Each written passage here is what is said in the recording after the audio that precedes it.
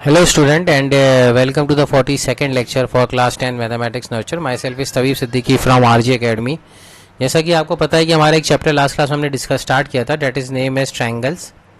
और ट्रायंगल्स के हमने इंट्रोडक्शन पार्ट अभी किया है। इंट्रोडक्शन पार्ट का मतलब ये है कि बेसिकली हमने इसके अंदर ये कवर किया था कि ट्रायंगल कहते किसे हैं, ट्रायंगल की टर्मिनोलॉजी क्या है, उसके अंदर जो बेसिक चीज़ें हैं, जैसे कि उसके अंदर आप ये समझ सकते हो कि सेंटर किसे कहते हैं ट्रायंगल के डिफरेंट, जैसे सेंट्रॉइड क्या होता है ना, और सेंट्रॉइड मीडियंस का इंटरसेक्शन पॉइंट होता है। इसी तरह आपका इन सेंटर क्या होता है, एंगल बाइसेक्टर का इंटरसेक्शन पॉइंट। और फिर ऑर्थो सेंटर परपेंडी ऑल्टीट्यूड ऑफ ए ट्रायंगल का इंटरसेक्शन पॉइंट। और सरकम सेंटर क्या होता है आपका perpendicular bisector of the side का इंटरसेक्शन पॉइंट। तो हैविंग सेड दैट हमने काफ़ी टाइम इसमें स्पेंड कर दिया था। आज हम फॉर्मली स्टार्ट करेंगे। और उससे पहले मैंने एक चीज़ और समझाई थी कि specification of a triangle, triangle का नेमिंग बहुत इंपॉर्टेंट है। कॉन्ग्रुएंसी के अंदर, सिमिलैरिटी के अंदर जब हम ट्रायंगल का नेम करेंगे तो वो बहुत ध्यान से करेंगे ताकि कॉरस्पॉन्डिंग पार्ट्स ही इक्वल रहें और कुछ भी इक्वल ना हो जाए, ठीक है। तो वो चीज़ आपको हमने पहले ही कवर अप कर ली है। तो लेट अस स्टार्ट फॉर्मली कि हम आगे बढ़ते हैं। तो सबसे पहले देख लेते हैं कि कॉन्ग्रुएंटी और सिमिलैरिटी का मतलब क्या होता है। तो ये कॉन्ग्रुएंट एंड सिमिलर फिगर्स, आपको फिगर नज़र आ रहा होगा टेबल सामने स्क्रीन पे। तो इसमें आप नोटिस करें कि कॉन्ग्रुएंट और सिमिलर का मतलब क्या होता है। कॉन्ग्रुएंट का मतलब होता है बिल्कुल जेरोक्स कॉपी, है ना। कॉन्ग्रुएंट का मतलब आप ही समझे कि जैसे आपने जेरोक्स मशीन में किसी फिगर को डाला, जो आपको सामने निकल के आएगा वो फिगर क्या कहलाएगा, कॉन्ग्रुएंट। और सिमिलर का मतलब होता है कि एक जैसा दिखने वाला। सिमिलर का मतलब ये नहीं होता कि जेरोक्स कॉपी। सिमिलर का मतलब ये होता है कि एक्चुअल स्पीकिंग कि उन दोनों के साइड का रेशोज जो भी होगा वो बराबर होगा, एक जैसे दिखने वाले। तो सबसे पहली बात देखो कि कॉन्ग्रुएंट और सिमिलर में क्या क्या चीज़ें होती हैं। कॉन्ग्रुएंट का मतलब ये है कि उनके एंगल्स वगैरह सब बराबर होंगे। अब शेप बराबर है, यहाँ पे तो क्या है कि एग्जैक्ट जेरोक्स कॉपी है। और यहाँ पे क्या कह रहा हूँ मैं, शेप बराबर। और शेप बनता कैसा है, शेप किन चीज़ों से पिक्चर में आता है, शेप आता है एंगल से। जैसे कि मैंने आपको ये एक शेप दिया, तो अब अगर मैंने एक से थोड़ा सा बड़ा शेप दे दिया लेकिन एंगल सेम रखा, तो ये फिगर जो है ना, ये दोनों फिगर कॉन्ग्रुएंट तो नहीं है लेकिन सिमिलर हैं। सिमिलर क्यों, क्योंकि इनके एंगल्स बराबर हैं आपस में। बात समझ रहे हैं। तो ये शेप का चक्कर है यहाँ पे। तो अगर सिमिलर फिगर के अंदर क्या चीज़ सेम होती है, कॉरस्पॉन्डिंग एंगल्स, तो दोनों जगह सेम होता है ना। एंगल्स तो दोनों जगह सेम होता है लेकिन साइड सेम नहीं होती, साइड प्रोपोर्शनल होती है। साइड कॉन्ग्रुएंट ट्रायंगल में तो इक्वल होंगी लेकिन शेप सिमिलर ट्रायंगल के अंदर या सिमिलर फिगर के अंदर प्रोपोर्शनल होगी। अब आप बोलोगे सर प्रोपोर्शनल का मतलब क्या होता है। तो देखो ऐसा है कि जैसे कि मैंने एक रेक्टेंगल बनाया और दूसरा सेम साइज और सेम एंगल। रेक्टेंगल का मतलब क्या हो, एंगल बराबर है। तो ये मैंने एक दूसरा रेक्टेंगल बनाया, तो ये लग रहा है क्या, बिल्कुल एक जैसा जेरोक्स कॉपी लग रहा है। तो इसका मतलब ये तो कॉन्ग्रुएंट हो गया।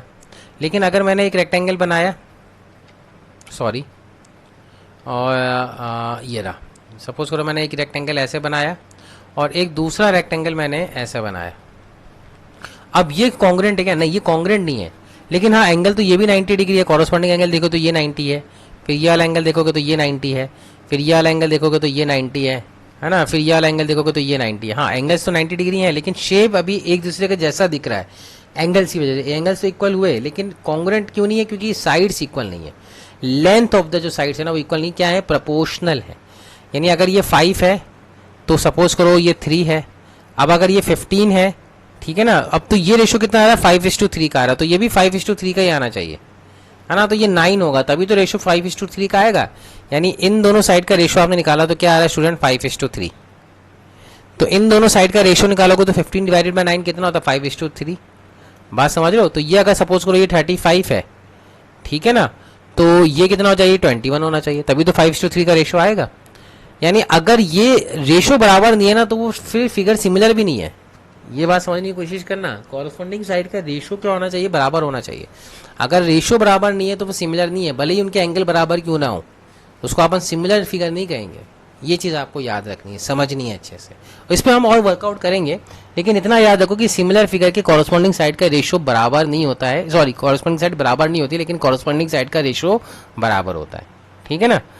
ठीक है, तो ये सारी चीज़ें। सिंबल आप याद रखो कि कॉन्ग्रुएंट के लिए ये सिंबल यूज होता है और सिमिलैरिटी के लिए हम ये वाला सिंबल आपसे यूज करेंगे, इस टाइप का कर्वी शेप, ठीक है ना। जो कॉन्ग्रुएंट के ऊपर लगाते थे ना इक्वल टू के ऊपर, बस ये इक्वल टू को गायब कर दो तो सिमिलर फिगर का सिंबल आ जाएगा। यानी अगर दो ट्रायंगल सिमिलर हैं तो आप ये कह सकते हो, अगर मैंने सपोज करो एक नाम दिया, एक ट्रायंगल ABC है और एक ट्रायंगल PQR है। यहाँ पे भी वही सारा कंसेप्ट है ना। याद रखना कि अगर मैं ट्रायंगल एबीसी को पी क्यू आर के सब सिमिलर कह रहा हूँ तो क्यू पी आर के सिमिलर नहीं होगा, वो पी क्यू आर के ही सिमिलर रहेगा। ये हम लास्ट क्लास में डिस्कस कर चुके हैं स्टार्टिंग में ही कि ना कि नेमिंग कैसे इंपॉर्टेंट है। तो एबीसी और पी क्यू आर अगर सिमिलर है तो उसके बीच का जो सिंबल आता है वो ये वाला सिंबल आता है, ठीक है ना। इस तरह से ये डिफाइंड होता है, ये सिमिलैरिटी का सिंबल है, ठीक है। अभी आपको एनसीईआरटी की कोई एक्सरसाइज नहीं करनी है ना, फिलहाल जब तक मैं बोलूँ नहीं तब तक नहीं करना है। जस्ट फॉर द इंट्रोडक्शन, अभी हमने चैप्टर स्टार्ट किया तो थोड़ा थोड़ा हम पढ़ रहे हैं ना, इंट्रोडक्शन लेक्चर हैं सारे। तो इंट्रोडक्टरी वीडियोस के अंदर तो हम चीज़ों को समझते हैं कि फिगर आउट करते हैं कि क्या क्या हम पढ़ने वाले हैं इन चैप्टर में, ठीक है ना। तो ये चीज़ याद रखिए। अच्छा, अब ये क्या है, the above explanation shows that two figures are congruent then they will be similar but also it is not necessary that if two figures are similar then they will be congruent। मतलब कहने का मतलब ये है कि अगर दो figure congruent है तो सिमिलर तो ऑब्वियस सी बातें हो गए हैं, यानी अगर कोई दो फिगर कॉन्ग्रेंट हैं तो वो कंफर्म है कि वो सिमिलर भी होंगे। लेकिन अगर कोई दो फिगर सिमिलर हैं तो ये नेसेसरी कंफर्म नहीं करेगा कि वो कॉन्ग्रेंट भी होंगे। बात समझ रहे हो, ये मतलब है कि all congruent figures are similar but not necessary all similar figures are congruent, ठीक है ना। तो ये चीज़ आपको याद रखना है, ठीक है। इतना करने के बाद हम सबसे इंपॉर्टेंट थ्योरम को डिस्कस करते हैं इस चैप्टर की, बेसिक प्रोपोर्शनैलिटी थ्योरम। फिर अपन वापस से इसमें आएंगे किसके ऊपर, ट्रायंगल्स के ऊपर। लेकिन एक बहुत इंपॉर्टेंट प्रॉपर्टी है बेसिक प्रोपोर्शनैलिटी, प्रोपोर्शनैलिटी देख लेना है स्पेलिंग इसकी, प्रोपोर्शनैलिटी। मैथमेटिक्स के टीचर को प्रोपोर्शनैलिटी की स्पेलिंग से क्या मतलब है, लेकिन प्रपोर्शन, ठीक है, नैलिटी सही है मुझे लगता है, प्रोपोर्शनैलिटी दे बीपीटी, इसका नाम है बीपीटी। क्या नाम है इसका, बीपीटी, इसका नाम फेमस है, कंफर्म है, आती है। देखो 3 थ्योरम है जो हम पढ़ेंगे ट्रायंगल के अंदर, बाकी थ्योरम नहीं आती बोर्ड एग्जाम में। एक तो बीपीटी है, एक एरिया वाली थ्योरम है, एरिया ऑफ सिमिलर ट्रायंगल्स, और एक आती है पाइथागोरस थ्योरम। इन तीनों में से कंफर्म एक थ्योरम तो पक्का ही बोर्ड एग्जाम आएगी। तो रट लो रट लो रट लो रट लो रट लो भाई। अगर समझ में आया तो बहुत बढ़िया, मतलब ये तो बहुत बड़ा कीर्तिमान साबित हो गया कि आपको समझ में आ गई है। और अगर समझ में नहीं भी आती है बीपीटी किसी भी तरह, तो यही वो चीज़ है जो रटनी है मैथमेटिक्स के अंदर। अगर जो वीक स्टूडेंट होते हैं, जिनको पास होना होता है, तो हम यहाँ पे ये थ्योरम रटाते हैं उनको। बात समझ लो, बीपीटी आपको रटनी है अच्छे से, फिगर विगर सब सेम को सेम छाप देना है पेपर में जाके, है ना, मिलेगा, आएगा ही। तो बेसिक प्रोपोर्शनैलिटी थ्योरम क्या कहती है, पहले तो स्टेटमेंट पढ़ लेते हैं, स्टेटमेंट समझ लेते हैं क्या होता है। तो एक बार देख लेते हैं, मेरे पास कहीं लिखी हुई है क्या, तो वो जो आगे चीज़ें हैं वो हम आगे बढ़ के हाँ ये लिखा हुआ है, इसको थेल्स थ्योरम भी कहते हैं। इसका नाम जो है ना, कई बुक्स में थेल्स थ्योरम भी लिखा हुआ है। वो तो नाम में क्या रखा है, कंसेप्ट में रखा है कि कहता क्या है, स्टेटमेंट क्या है। तो अकॉर्डिंग टू द बीपीटी या थेल्स थ्योरम आप ये कह सकते हो। तो according to Thales theorem, if a triangle की बात चल रही है। अच्छा, थ्योरम होती क्या है, थ्योरम का बेसिक मतलब क्या होता है, थ्योरम का मतलब होता है कि कंडीशंस, यानी कि इफ ये होगा देन ये होगा, ये थ्योरम होती है।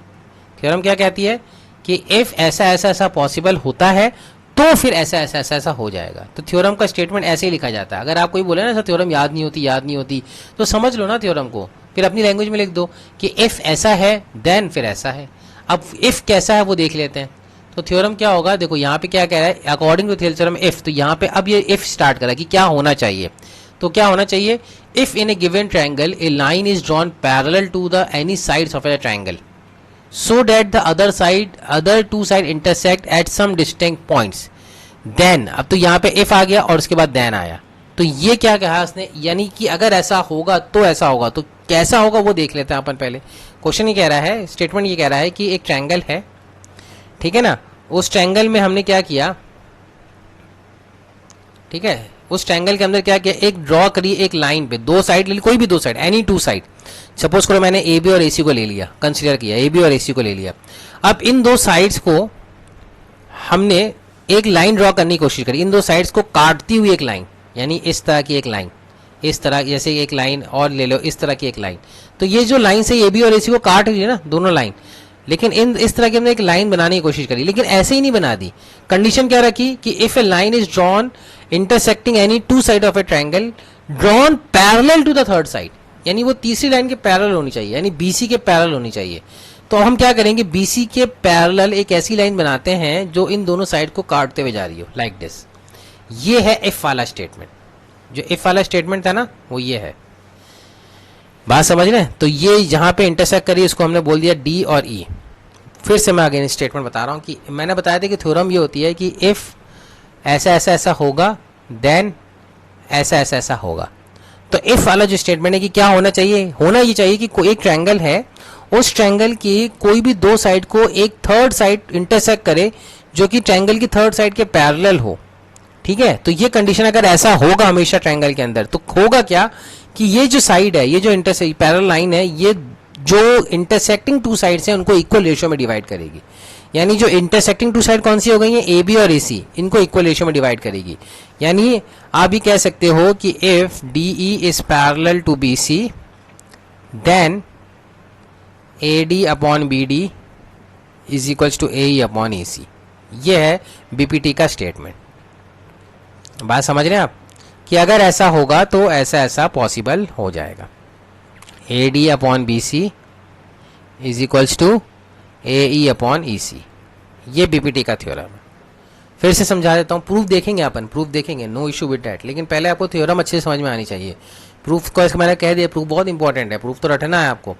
कह रहा है कि एक ट्रायंगल लिया हमने, फिर से समझते हैं थ्योरम को। ये कह रहा है कि एक ट्रायंगल लिया और कोई भी दो साइड को काटती हुई तीसरी साइड बनाई जो कि पैरेलल हो तीसरी साइड के ट्रायंगल के, ठीक है ना। तो वो साइड जो होगी ना, जो हम पैरेलल बना रहे हैं, वो ट्रायंगल की दो साइड को इक्वल रेशियो में डिवाइड करेगी। होप्स हो कि आपको ये स्टेटमेंट समझ में आया हो यार। अगर ये आया है तो अपन जैसे दो चार फिगर पे प्रैक्टिस करते हैं। सपोज करो मैंने एक ट्रायंगल ऐसा बनाया, ठीक है, और एक साइड बनाई, सपोज करो इस साइड के पैरेलल एक साइड बनाई लाइक दिस। तो पैरेलल का सिंबल क्या होता है, पैरेलल का सिंबल ये होता है, इस तरह का पैरेलल का सिंबल होता है ना। ये क्या मतलब है कि ये लाइन, रेड वाली लाइन और ये लाइन पैरेलल है। तो एक ट्रायंगल है, उसके अंदर एक लाइन बनाई है जो दो साइड को इंटरसेक्ट कर रही है लेकिन पैरेलल है थर्ड साइड के लिए। तो ऐसे में ये जो लाइन है, ये जो लाइन है रेड वाली, ये इंटरसेक्टिंग टू साइड्स को इक्वल रेशियो में डिवाइड करेगी, यही मतलब है। तो अगर अपन इसका नाम देते हैं P X Q Y Z R, है ना, ऐसे, तो क्या मतलब है कि ये जो लाइन है एल, सपोज करो एल है, अगर एल पैरेलल है क्यू वाई के, तो इसका मतलब क्या हुआ कि P X upon Q X is equals to P Z upon Z Y, ये होगा। यही है इक्वल रेशियो का मतलब, ये है बीपीटी का स्टेटमेंट। ठीक है, आपको समझ में आ रहा है होपफुली। अगर नहीं आ रहा है तो प्लीज़ मुझे कंफर्म करना व्हाट्सएप के थ्रू या कॉल के थ्रू या जूम के थ्रू। फॉर एग्जांपल एक और ट्रायंगल हमने बनाया, पहले बीपीटी का स्टेटमेंट अच्छे से समझ रहे हैं हम, है ना। अब मैंने क्या किया कि एक थर्ड साइड ली जो पैरेलल है, सपोज करो मैंने ऐसे ले लिया, ठीक है। क्या है साइड, साइड ये है कि ये हमने एक साइड ली जो कि इसके पैरेलल है, दो साइड ले ली आपस में पैरेलल, तो इनका नाम भी दे दिया हमने एक्स वाई जेड ए और बी वर्टिसेस का। अब मैं कह रहा हूँ कि ये दो लाइन आपस में पैरेलल है और ट्रायंगल है, तो ट्रायंगल की इन दोनों साइड ने क्या किया है, ये दो साइड्स हैं, ये इंटरसेक्ट कर रही है, ये वाली लाइन एल जो कि पैरेलल है ए जेड के, है ना, L is parallel to A Z. तो इसका मतलब अगर ये ऐसा पैरेलल है थर्ड साइड के, तो ये जो इंटरसेक्टिंग टू साइड है ना, एनी टू साइड जो इंटरसेक्ट हो रही हैं उनको इक्वल रेशियो में डिवाइड करेगा। यानी X Y upon Y Z, X Y upon Y Z, ठीक है ना, X Y upon Y Z is equals to X B upon B A, यही रेशियो है। यानी यहाँ से यहाँ तक इज इक्वल्स टू यहाँ से यहाँ तक, यानी यहाँ से this upon this is equals to this upon this, correspondingly ratio लेना है। होपफुली आपको मतलब इनफ मैंने इसको एक्सप्लेन कर दिया है, तो ये आपको समझ में आना चाहिए। अब आ जाते हैं इसके प्रूफ की तरफ। तो प्रूफ ऐसा है कि आपको एक ट्रायंगल बनाना है। ट्रायंगल हमने ले लिया है ए बी सी, और इस ट्रायंगल ए बी सी के अंदर जैसे कि स्टेटमेंट क्या कहता है थेल्स थ्योरम का या बीपीटी का, कि एक पैरेलल लाइन बनानी है जो इन तीनों लाइन को इंटरसेक्ट कर रही हो, राइट। तो हमने एक लाइन पैरेलल बनाई ऐसे जो इन दोनों लाइन को इंटरसेक्ट कर रही हो। सपोज करो ये हमारी डी और ये ई है, ठीक है, ये पैरेलल लाइन हो गई। तो आपके लिए थ्योरम के अंदर अगर आप नोटिस करो तो गिवन आपके पास ये है, given triangle A B C and D E is parallel to B C, ये सिर्फ इतना चीज़ गिवन है। प्रूफ क्या करना है, यानी अगर ऐसा है in triangle, in any triangle this is there, then proof ये करना होता है टू प्रूफ। तो प्रूफ आपके लिए है कि कॉरस्पॉन्डिंग साइड का रेशियोज बराबर होगा, है ना, साइड जो है ये इक्वल रेशियो में डिवाइड करेगी, यानी A D upon B D is equals to A E upon E C, A D upon B D is equals to A E upon E C. तो ठीक है, तो प्रूफ करने से पहले इसमें कंस्ट्रक्शन करेंगे अपन, क्या करेंगे, कंस्ट्रक्शन। वो कंस्ट्रक्शन देख लेते हैं क्या कंस्ट्रक्शन होगा। कंस्ट्रक्शन ये है कि हम डी से एक परपेंडिकुलर ड्रॉप करेंगे ए ई पर, लाइक दिस, ठीक है ना, परपेंडिकुलर ड्रॉप किया, जैसे मैंने आपको बताया था ना ऑल्टीट्यूड बनाया था, हमने पढ़ चुके हैं। तो डी से हमने परपेंडिकुलर ड्रॉप किया, सपोज करो ये एन है, ठीक है ना, और ई से भी हमने एक परपेंडिकुलर ड्रॉप किया ए डी पर, तो हमने ये परपेंडिकुलर ड्रॉप किया ए डी पर, तो सपोज करो ये एम है, ठीक है, और बी ई को और सी डी को ज्वाइन कर दिया। तो आपको दिख रहा होगा कि ये जो है डी बी सी ई एक ट्रेपीजियम बन रहा है ना, क्योंकि दो अपोजिट टू साइड पैरेलल, दो साइड पैरेलल नहीं है। तो कंस्ट्रक्शन क्या किया, draw a perpendicular from D and E to A E and A D respectively. एक तो ये and join B E and C D, ये हमने कर दिया, ठीक है, इतना काम हमने किया। कंस्ट्रक्शन क्या भाई, गिवन ये था, कंस्ट्रक्शन हमने ये कर दिया।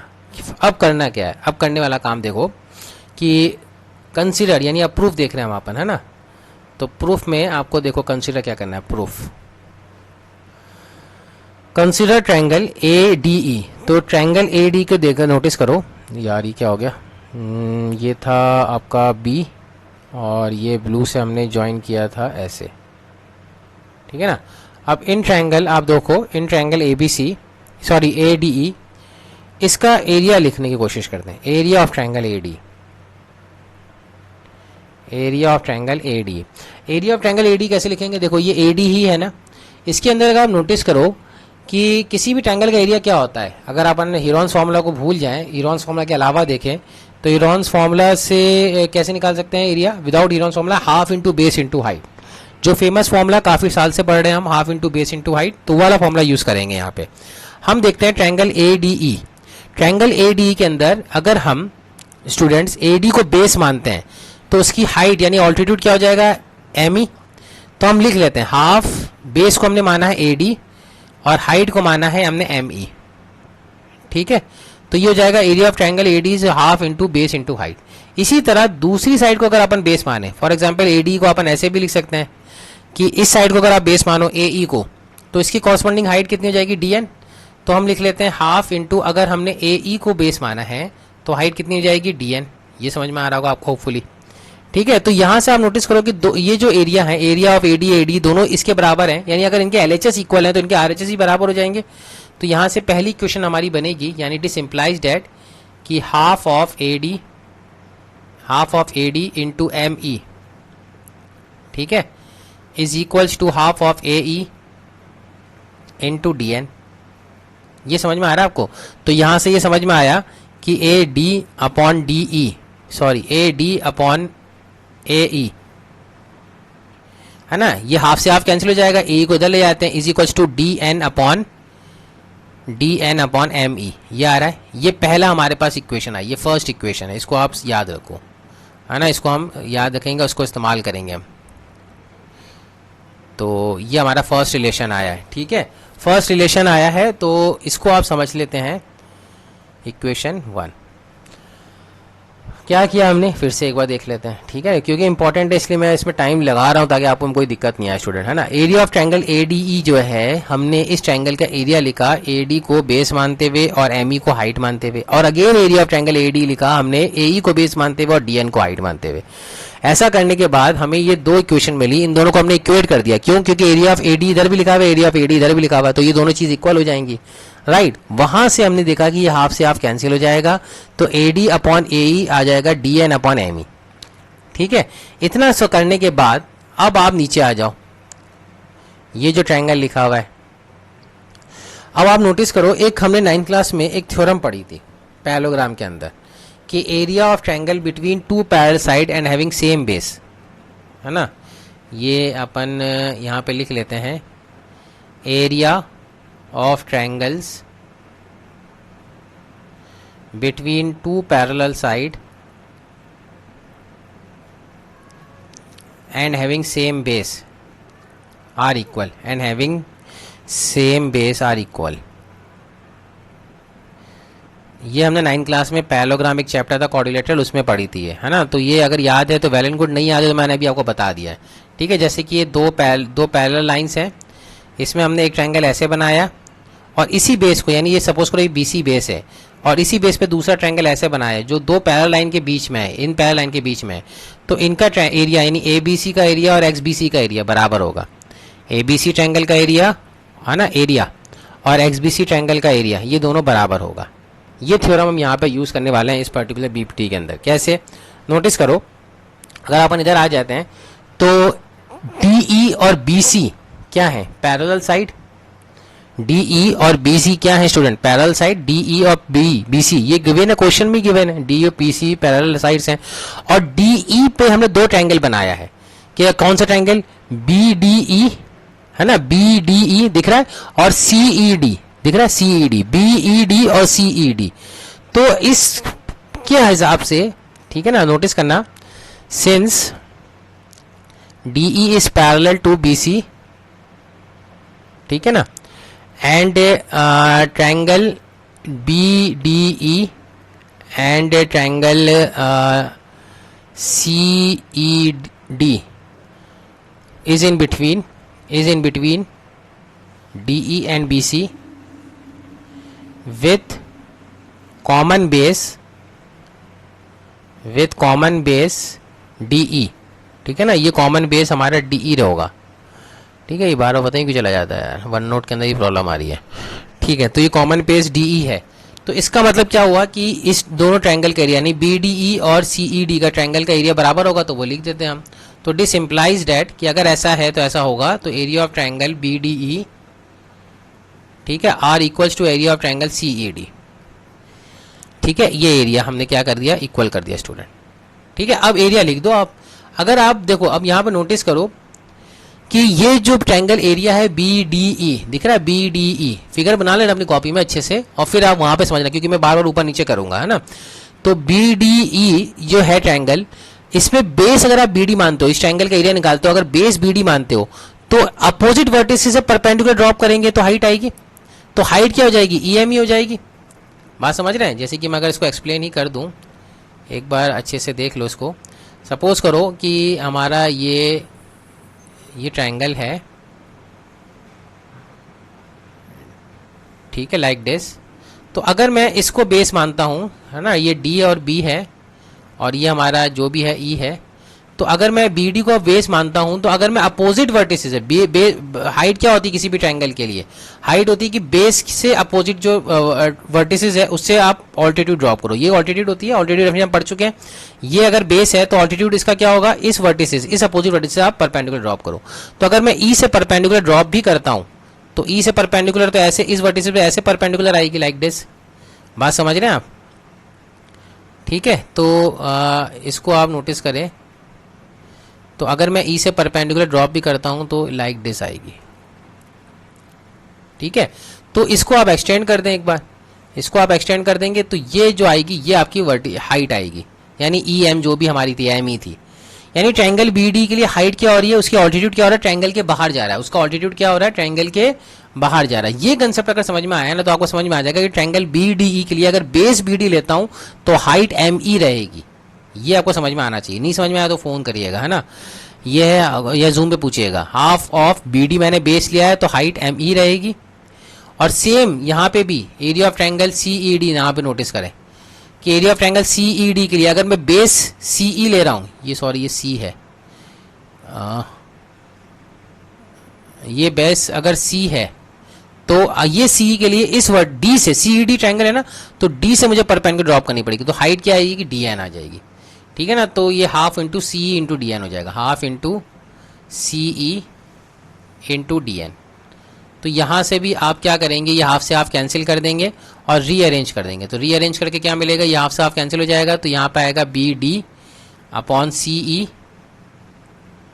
ठीक है, इज इक्वल्स टू इधर आएगा D N upon M E, यही आ रहा है। ये हमने वापस से लिख लिया, ठीक है। ये हमारी हो गई इक्वेशन नंबर 2, है ना। दो ट्रायंगल का एरिया हमने बस इक्वल किया और कुछ नहीं किया स्टूडेंट, ये बस यह ध्यान रखना अब, है ना। अब यहाँ पे देखो कि ये इक्वेशन 1 और इक्वेशन 2 को अगर आप कंपेयर करते हो, इक्वेशन 1 और इक्वेशन 2 को कंपेयर करते हो, तो इनका आरएचएस सेम है इस बार, यानी D N upon M E same है और इधर भी D N upon M E same है, तो इनके एलएचएस भी इक्वल हो जाएंगे। तो यहाँ पे अपन लिख सकते हैं फ्रॉम इक्वेशन 1 एंड 2 अगर आप करते हैं तो इनके आरएचएस इक्वल हैं, तो इनके एलएचएस भी इक्वल हो जाएंगे, यानी एलएचएस इसका क्या, एडी अपॉन ए ई, तो हमने लिखा एडी अपॉन ए ई, और सेकंड इक्वेशन का एलएचएस क्या है, बी डी अपॉन सी ई, B D upon C E, ठीक है, बी डी अपॉन सी ई। और बस इसको थोड़ा सा रीअरेंज कर लिया, तो इसको रीअरेंज कर लेते हैं तो क्या आ जाएगा, ये आ जाएगा A D upon B D is equals to A E upon C E. I hope so यही प्रूव करना था हमें, हैंस प्रूव्ड हो गया।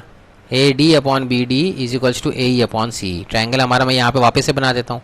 ट्रायंगल हमारा कुछ ऐसा था, ए बी सी, और ये पैरेलल लाइन है तीसरी के बी सी के, ये हमारा डी ई है। तो हमें प्रूव करना था कि this upon this is equals to this upon this, ठीक है स्टूडेंट। तो ये हमारा कंसेप्चुअल बीपीटी हुआ, और इस बीपीटी से मुझे लगता है कि आपको समझ में आया होगा अच्छे से। तो अगर आपको समझ में आया है वेल एंड गुड, नहीं समझ में आया है, एक सेकेंड, ये क्या हो गया, यहाँ पे हमने स्टेटमेंट को थोड़ा रीअरेंज करना पड़ेगा। तो A D upon A E is equals to B D, A D ये ए है, तो A D upon A is equals to B D upon C E आ रहा होगा। तो इसको रीअरेंज करने पे हमारा स्टेटमेंट आया था A D upon B D is equals to A E upon C E. Hopefully ये स्टेटमेंट है हमारा बीपीटी का, कि अगर ये डी पैरेलल है बीसी के, तो A D this upon this is equals to this upon this होगा। सॉरी यार, ये बात वन नोट थोड़ा प्रॉब्लम दे रहा है, लेकिन मतलब आपको समझ में तो आ गया ना, आपने स्टेटमेंट तो लिख ही लिया होगा, पॉज करके एक बार लिख लेना वहाँ से, ठीक है। तो ये हो जाएगा ए ई अपॉन सी। तो इसी चीज़ को आज आप कंटिन्यू करो, समझो एक बार, इसको याद कर लो, समझ में आई तो वेल एंड गुड, वरना रट लेना है इसको भाई, इंपॉर्टेंट थ्योरम है, अभी भी कह रहा हूँ, आएगी है ना, प्री बोर्ड में आएगी, हर जगह आएगी यार, ये बहुत इंपॉर्टेंट थ्योरम है। तो बीपीटी आप याद कर लो, अच्छे समझ लो, इसका स्टेटमेंट भी समझ लो, इसको अप्लाई भी करेंगे हम क्वेश्चंस में, है ना। ऐसा नहीं कि सिर्फ थ्योरम याद रख ली, इसको समझ में भी आना चाहिए कहने का क्या मतलब है। और फिर भी अगर कोई दिक्कत है तो we will discuss this particular theorem in Zoom session again. जो भी आपके डाउट्स हो, क्योरीज हो, वो आप व्हाट्सएप पे शेयर करते रहो। आई होप सो कि वेरी मच क्लियर है ये पर्टिकुलर। यहीं से अपन ऐसा करते हैं, नेक्स्ट क्लास में अपन आगे बढ़ेंगे। आज के लिए काफ़ी है इतना। अभी आपको एनसीईआरटी कुछ नहीं करनी है, कुछ भी नहीं करना, बस जो मैंने आज पढ़ाया उसको अपनी कॉपी में नोट डाउन कर लेना। Okay, so thank you for listening for today's lecture. Take care. Bye.